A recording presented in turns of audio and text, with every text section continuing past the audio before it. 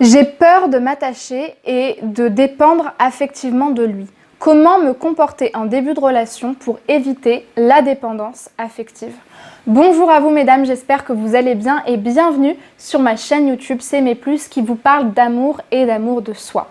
Dans cette vidéo, nous allons parler d'un début de relation, nous allons parler également de la peur de l'attachement et de comment appréhender cette peur-là quand on sait que c'est quelque chose auquel on est vraiment en prise, quand on rencontre quelqu'un, quand on fréquente quelqu'un et qui peut aussi saboter notre relation. Parce que finalement, cette peur de l'attachement, elle nous permet aussi d'éviter la dépendance affective, mais ça nous bloque d'un autre côté. Donc c'est ce que nous allons aborder dans cette vidéo-là. N'hésitez pas à rejoindre la chaîne YouTube, à vous abonner dès à présent pour regarder les centaines de vidéos que vous allez trouver sur ma chaîne, sur l'amour-propre, la peur de l'attachement, la communication dans le couple, et à liker cette vidéo si vous sentez que c'est déjà une vidéo qui va vous plaire et que vous voulez m'encourager.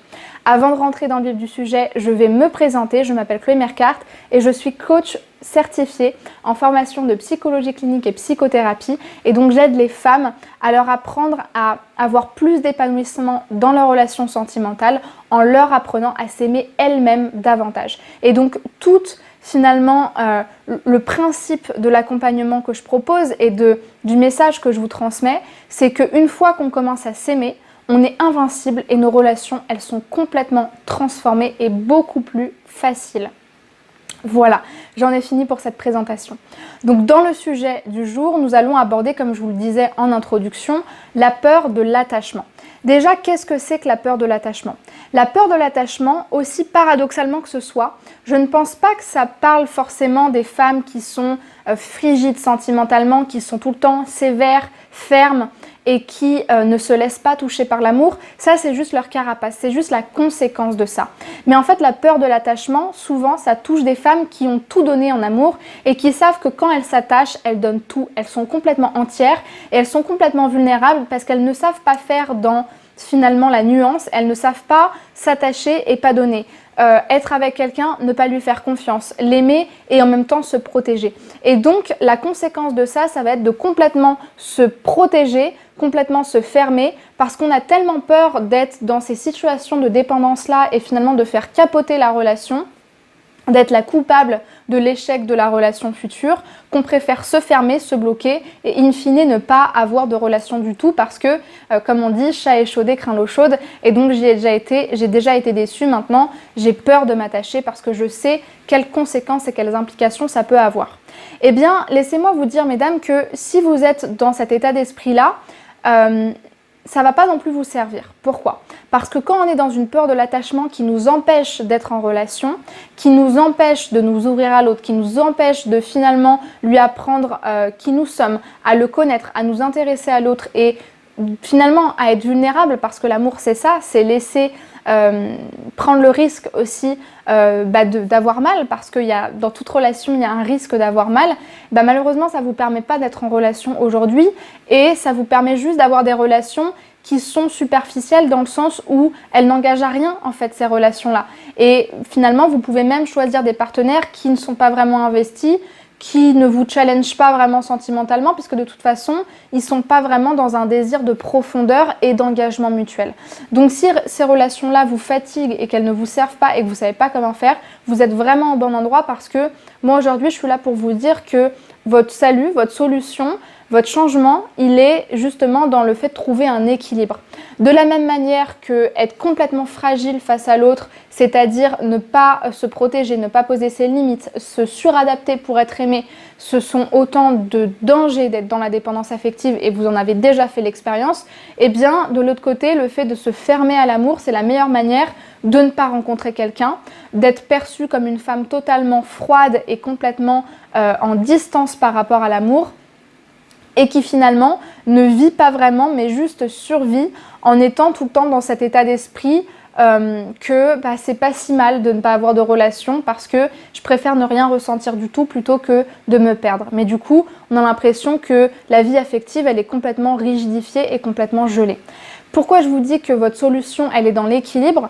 Parce que c'est exactement le problème de ce que j'appelle les contre-dépendants affectifs. Et si vous ne savez pas ce que c'est, je vais vous mettre la fiche de la vidéo juste à cet endroit-là, parce que c'est vraiment l'extrémité de la peur de l'attachement. La contre-dépendance affective, c'est être complètement en incapacité de s'engager, de faire confiance, de se donner aussi à l'autre et de donner un espace-temps pour la relation, qu'on est complètement fermé et qu'on pense finalement qu'on est complètement capable d'être tout seul, mais du coup incapable d'être en relation. La conséquence de ça, c'est que vous n'êtes absolument pas dans l'équilibre. Vous ne donnez rien à l'autre et vous n'avez pas de relation. Et c'est ce que je disais tout à l'heure, le changement pour les contre-dépendants affectifs, c'est d'apprendre l'équilibre. C'est de finalement prendre conscience que s'ils ont été dépendants affectifs par le passé, aujourd'hui, ils ont appris à savoir qui ils sont, à poser des limites, à finalement se prioriser, quitte à renoncer à l'autre et même à refuser des avances, des propositions de relation parce que ça ne leur convenait pas. Le problème, c'est qu'aujourd'hui, ils sont trop dans le fait de poser des limites et ils n'ont plus autant appris à dire oui, à s'autoriser, à donner, à recevoir, à demander et donc à être en interaction avec l'autre. Parce que c'est comme si finalement on était traumatisé par la relation et qu'on n'osait plus faire ce qu'on faisait avant parce qu'on était dépendant, c'est-à-dire dépendre de l'autre, demander, ne pas se responsabiliser.